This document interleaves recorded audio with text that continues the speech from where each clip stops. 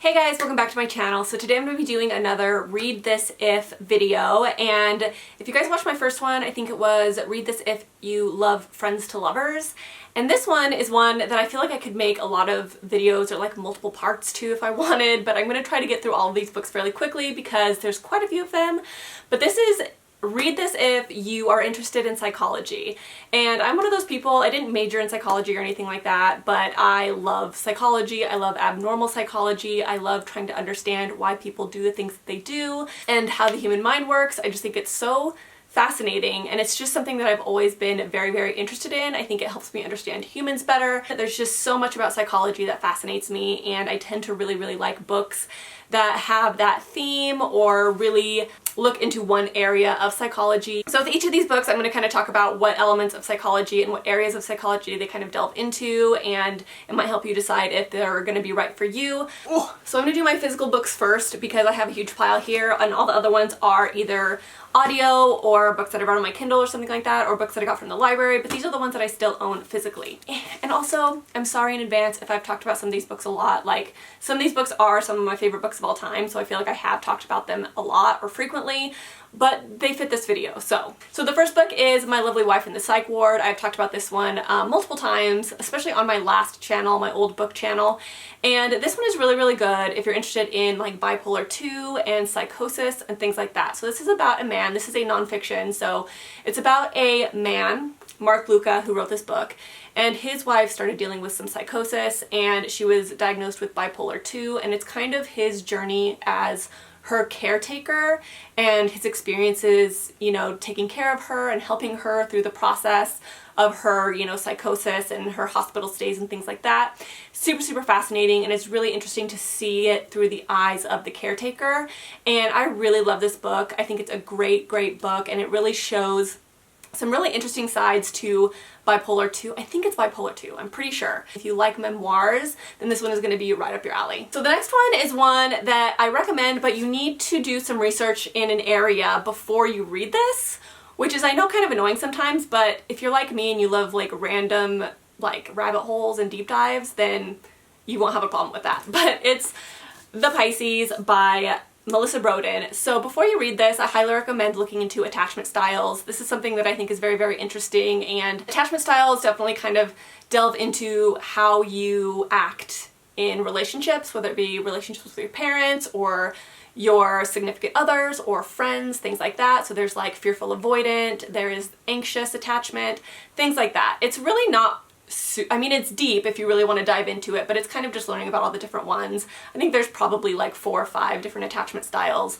And if you kind of learn a little bit about that first and then read this, you will really see the connection between attachment styles and how the main character like deals with some of the relationships that she has in this book, and how her attachment styles affect her relationships. And you see the attachment styles of other characters in this book and how those attachment styles like can collide and not work well together, and it's an really interesting book on growth in regards to attachment, and I really liked it for that reason, because this book is really weird, and I was like, what the heck am I reading, like the entire time I was reading it.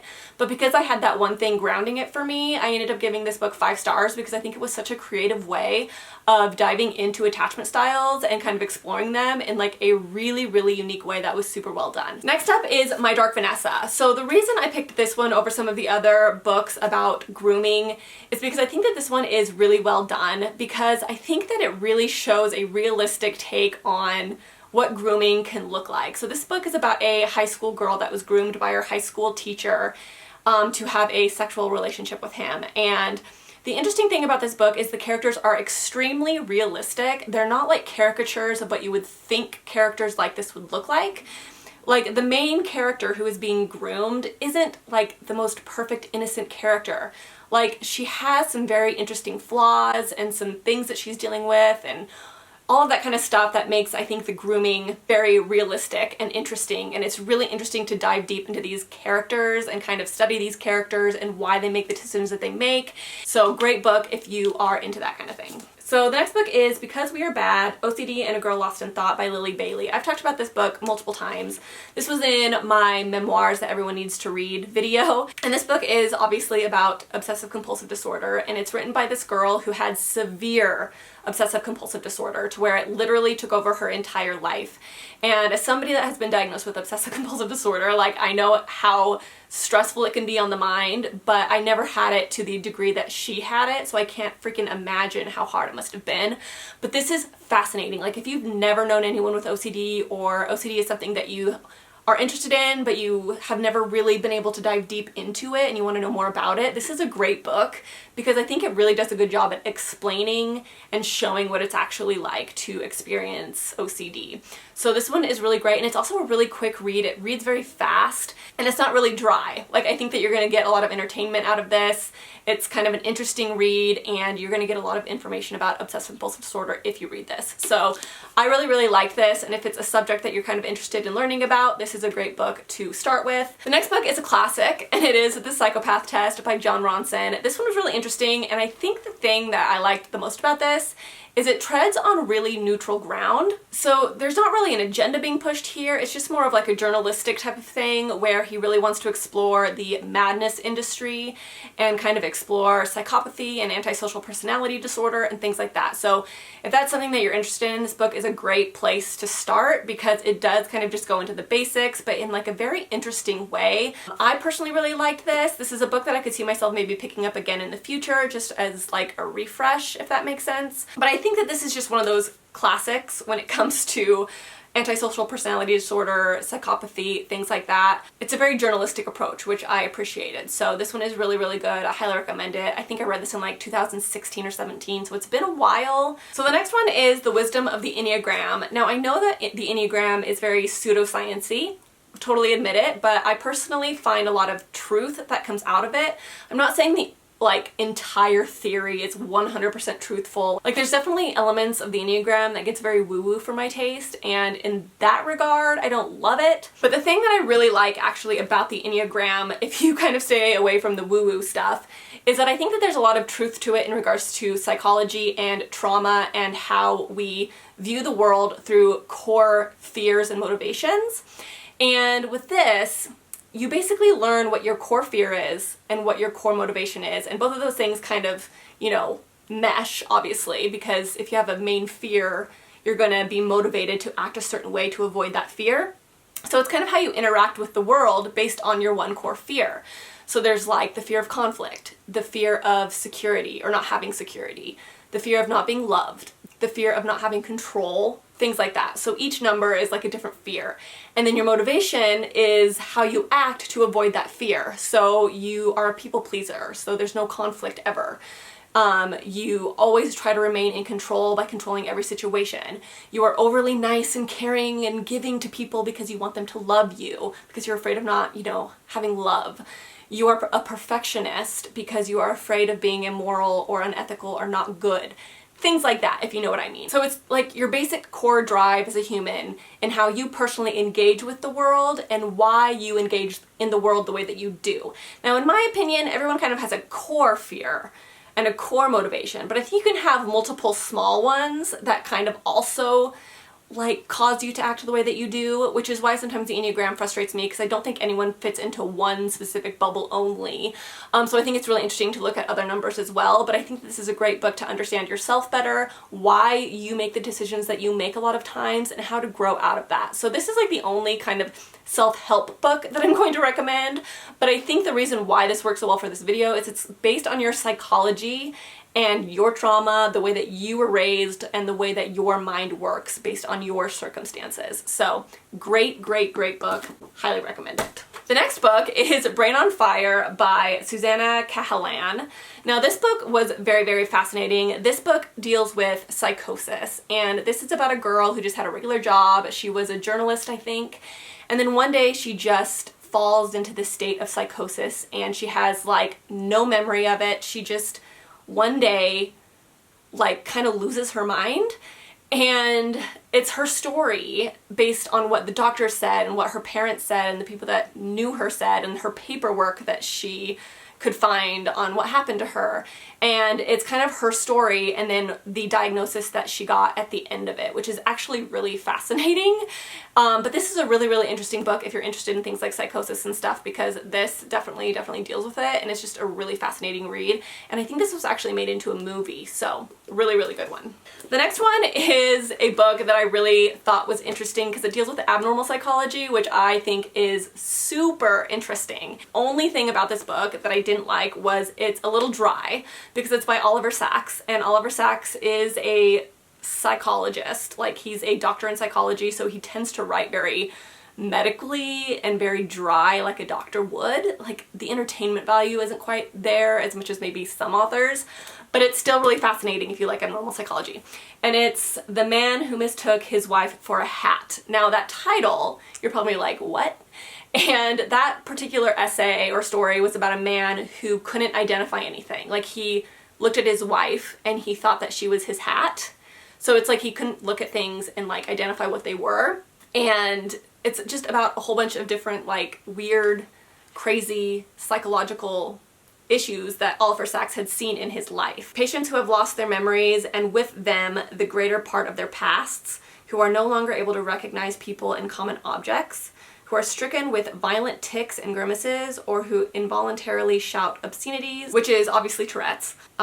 People whose limbs seem alien to them, people who lack basic skills yet are gifted with uncanny artistic or mathematical talents, things like that. So, you know, some of these things might be a little bit dated, but it's still really fascinating if you like abnormal psychology or interesting stories, and I found this really interesting. I would recommend maybe reading this book slowly, like maybe reading one story at a time every now and again.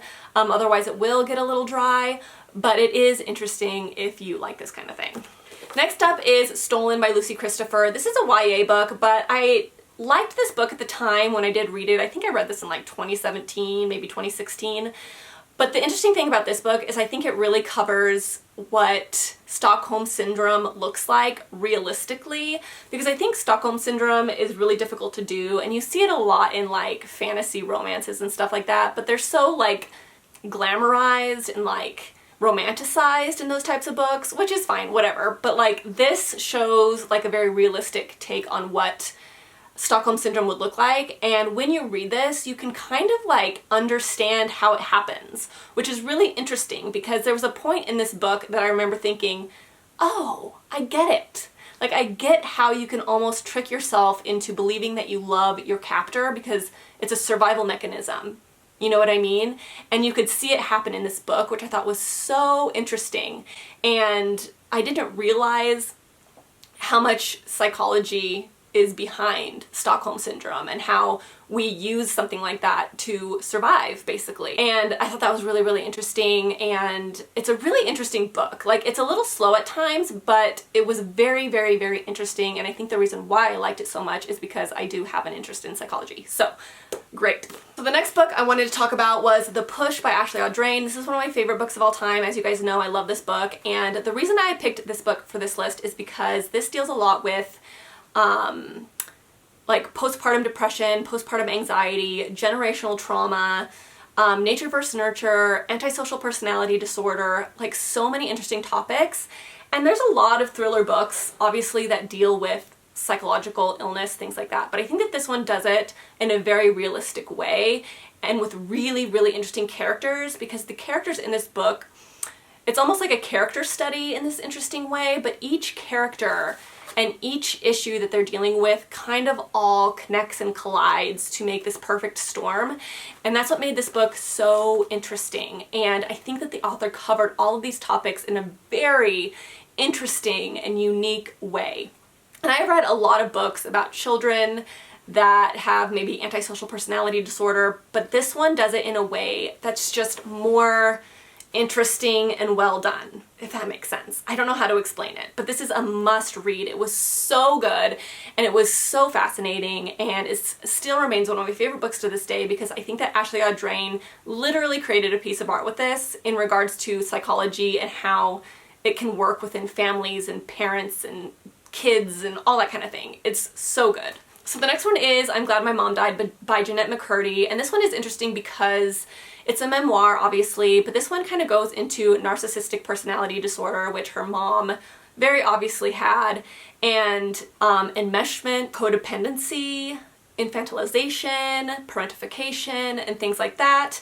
It's a really, really interesting look into a real story of what a narcissistic parent can look like, especially a narcissistic mother to a daughter. Really interesting book. Loved it. 5 stars. Highly recommend. So the next book is Sex Cult Nun. I can't remember who wrote this, to be honest, but this is a really good book if you're interested in like brainwashing, cults. I think that cults and brainwashing is a really, really interesting aspect of psychology, and I've done a lot of research into brainwashing and how it works and how people can convince people of like the craziest things. Like, it's bizarre to me, but a really interesting area of psychology that I love learning about, and I think that that's why a lot of people like stories about cults, because it's fascinating. And this one really does go into some really interesting areas of, you know, brainwashing and all that kind of thing, and also how you can get out of a cult and all of the deconstruction that you have to go through mentally to leave a cult that you have been a part of for a very long time, and how you like reverse brainwash yourself. And to me, I think that's one of the most interesting things ever. I love this. I thought it was really, really good. I listened to this on audiobook, and I personally think that's the best way to go about reading this, but I think it goes into some really interesting topics. The next book I read a while ago, again, this one was probably in like 2017 or something, but it is called Sickened, and I had the physical copy of this book, and I read the physical copy, but I ended up donating it because I wasn't going to read it again. So this book is a memoir, and the girl who wrote it had a mother who had Munchausen by proxy, and a lot of you guys probably know of like the big famous case of Gypsy Rose and her mom, but if you don't know what Munchausen by proxy is, it's basically about parents or caretakers who make their children or whoever they're caretaking sick, or make them believe that they're sick so they can take them to the doctor and constantly get like attention from doctors. They really like to be at the hospital getting attention, and they want, you know, attention from their peers and everyone around them, so they make their children or the people they're caretaking sick. And so this girl had a mother who had Munchausen by proxy, and she thought she was sick almost all of her childhood, and she thought she had all of these disorders and problems, and she was always at the doctors. And when she got older, she realized that it was all fake. She wasn't actually sick. It was her mother making her sick. Like, she used to make her lick matches, and she would tell her that they were lollipops, so she would lick these matches, but those matches were making her sick, so she would take her to the doctor. And it's just really, really crazy stuff like that. So if you're interested in Munchausen by proxy and you want something other than the Gypsy Rose case, this one was really interesting. Okay, you guys, sorry for the change in camera angle. I remembered 2 more books that I wanted to add to this video, and so I'm just filming them really quick. So the next one that I could not leave out of this video was Good Morning Monster, which is one of my favorite books, and this book is about a therapist's experience with 5 patients that she had that were extremely traumatized, and it's basically their story and their like recovery through therapy. But I think that the really interesting thing about this book and why it's so good for this video is that you get a behind the scenes from the therapist's perspective, which whenever I was in therapy, like, I always wondered what it was like from the therapist's eyes, and I think that this book really like puts you there. And the thing that was great about this is the therapist wasn't pretentious, and when she wrote this book you could tell that she could admit when maybe she made a wrong decision, or she wishes that she would have maybe done something different with a certain patient. These patients all did have a great recovery, but she is willing to admit when she maybe made a wrong choice in the therapy process, which I really appreciated. So this is a really great book if you are interested in therapy from a therapist's perspective. So this is one that I also couldn't forget, because this is one that is super, super interesting because it covers an area of psychology that is so fascinating to me, and it's one of those areas that you could just go down massive rabbit holes with, which I highly recommend, and it's evolutionary psychology. And this book is called The Moral Animal, and this book is really long, and I'm warning you, it's a chunker and it's going to take you a really long time to get through. So I read the audiobook of this book, and it took me like 2 years to read this. I think it was on my Goodreads currently reading list for 2 years, because I was actually reading it for 2 years, because I was reading it slowly and really trying to grasp all the information that it was giving to me. But this book is about evolutionary psychology. So the psychology of us as a species and why we do the things that we do based on evolution and our instincts, basically. And this is so fascinating because there's no agenda being pushed here. You know, I think that a lot of people often forget that we are animals. We act certain ways and we do certain things sexually or in relationships or whatever because we're animals and it's our instinct. It's our evolutionary psychology. You know, all animals have it if you think about it. You know, dogs have it, cats have it, and it's just about humans. And it's so interesting. Now, I understand if you didn't want to read this book because it is a chunker and there's a lot of information in it, but if you don't want to read this, definitely just, you know, look up some information on it because it's super interesting in my opinion. So, highly recommend that one. It's a must if you want to fall down a great little rabbit hole. So that is it, you guys. That is it for my Read This If You Like Psychology video. So I could probably make another one of these because obviously I've read a lot of thrillers that are psychological thrillers, and I think that a lot of thrillers that are deemed psychological thrillers aren't actually written by people that know much about psychology, so they're not really informational. And even though they're fun because they are psychological thrillers, I wouldn't say they're so much informational. And I'm not one of those people that doesn't agree with using like mental illness as a twist. I think it's totally fine. I mean, I've had mental illnesses that I've been diagnosed with in my life, and if somebody wants to use OCD as a plot twist, go for it. Like, make it as interesting as you want. I don't care.